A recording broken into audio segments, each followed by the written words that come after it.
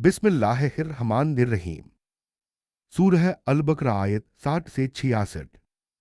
नेमतों पर नाशुक्री, सब्त की नाफरमानी और अजाब। आयत दर आयत हिंदी तर्जुमा।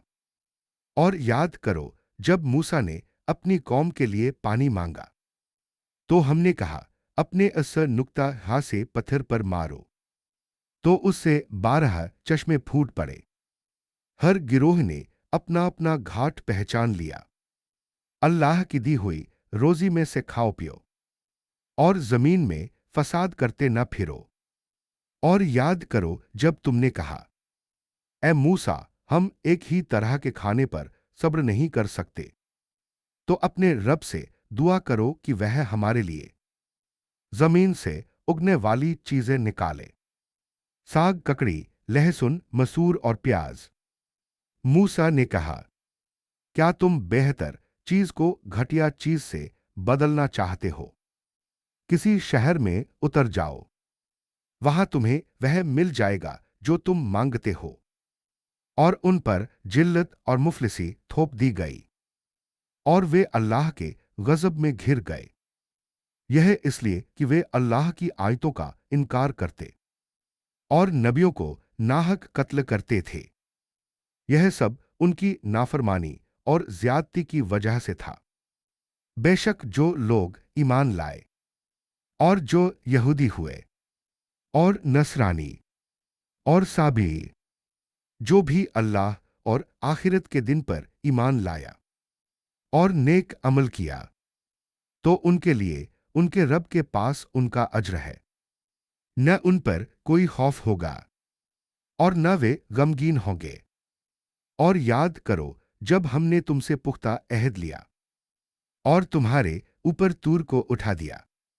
जो हमने तुम्हें दिया है उसे मजबूती से पकड़ो और जो उसमें है उसे याद रखो, ताकि तुम मुट्ठी बन जाओ। फिर इसके बाद भी तुम फिर गए।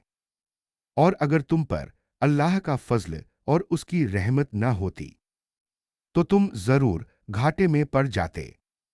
और तुम उन लोगों को जानते हो जिन्होंने सब्त के मामले में ज्यादती की, तो हमने उनसे कहा, अपमानित बंदर बन जाओ। तो हमने इसे उस समय के लोगों के लिए और बाद में आने वालों के लिए इबरत और मुत्थियों के लिए नसीहत बना दिया। आसान तशरीह समझ। पानी का मोजिजा आयत 60। पत्थर से पानी निकलना अल्लाह की कुदरत की खुली निशानी है, लेकिन नेमत के साथ फसाद से बचने का हुक्म भी है। नाशुक्री और लालच आयत 61।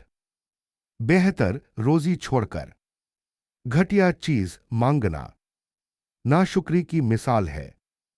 नाशुक्री इंसान को जिल्लत तक पहुंचा देती है। निजात का असूल आयत 62।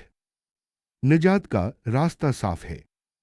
अल्लाह पर ईमान, आखिरत पर यकीन, नेक अमल। नाम नहीं, अमल कीमत रखता है। अहद तोड़ने का नुकसान आयत 63 से 64। अहद तोड़ना दीन से दूर ले जाता है। अल्लाह का फजल ही इंसान को बचाता है। सब्त की नाफरमानी आयत 65 से 66। सब्त का हुक्म तोड़ना जिद और चालाकी का नतीजा था, इसलिए यह वाकया हर दौर के लिए इबरत बना। इन आयतों से अहम सीख। नेमत पर शुक्र फर्ज है, नाशुक्री जिल्लत लाती है। नजात ईमान और अमल से है।